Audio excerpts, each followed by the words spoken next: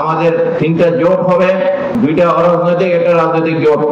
আমরা কাউকে ভয় করি না, আমরা কাউকে প্রতিপক্ষ হিসাবেও চিন্তা করি না।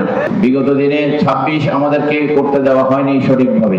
আমাদেরকে এই গত 26শে এপ্রিল কিছু বাতের চক্রের ইন্ধনের কারণে আমাদেরকে সুন্নিদেরকে তারা ভয় পায়, সুন্নিদের জাগরণকে তারা ভয় পায়। সুতরাং এই ভয় তোমাদের দুনিয়াতে থাকবে, কবরে থাকবে, হাসরে থাকবে। আমরা কাউকে ভয় করি না, আমরা কাউকে প্রতিপক্ষ হিসাবেও চিন্তা করি না। সুতরাং আপনারা ওই মহাসম্মেলনে যোগদান করবেন। ইনশাআল্লাহ তাআলা পূর্ণাঙ্গ কমিটি গঠন করা হবে। আমাদের তিনটা জোট হবে, দুইটা অরাজনৈতিক, একটা রাজনৈতিক জোট।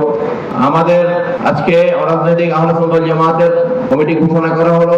সমস্ত বাংলাদেশের যত পীর মাশায়েখ, দরবার, খানকা, তাদের সমন্বয়ে একটা বৃহত্তর পীর মাশায়েখ ঐক্য জোট গঠন করা হবে।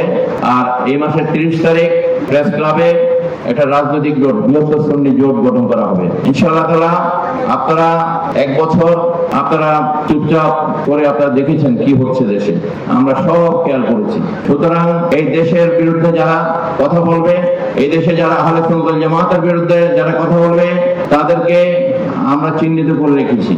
আপনারা এই জন্য যারা আহলে সুন্নাত ওয়াল জামাতের অনুসারী নেতৃবৃন্দ, কর্মীবৃন্দ, তাদেরকে আমি ঐক্যের আহ্বান জানাচ্ছি। বিগত দিনের সমস্ত ভুলভ্রান্তি ভুলে আপনারা একসাথে কাজ করবেন।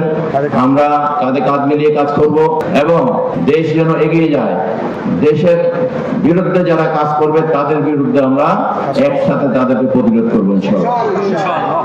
71 সালে এই সুন্নি জনতা পীর মাশায়েখদের সমর্থনে এবং সরাসরি অংশগ্রহণের মাধ্যমে আমরা শত্রু মুক্ত করেছি।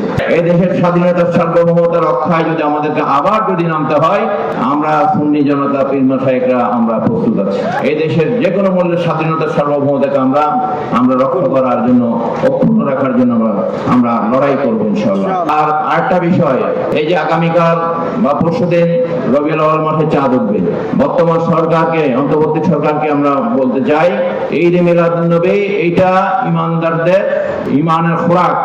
এই মিলাদুন নবীর অনুষ্ঠানকে আপনারা সারা বাংলাদেশের আনাচে কানাচে করার জন্য প্রশাসনের অনুমতি সহজ করে দিবেন। আপনারা এই ঈদ মিলাদুন নবীর অনুষ্ঠানের ব্যাপারে কোনো জায়গায় যেন বাধাগ্রস্ত না হয়, আমরা আজকের কাউন্সিল থেকে সে দাবি করছি।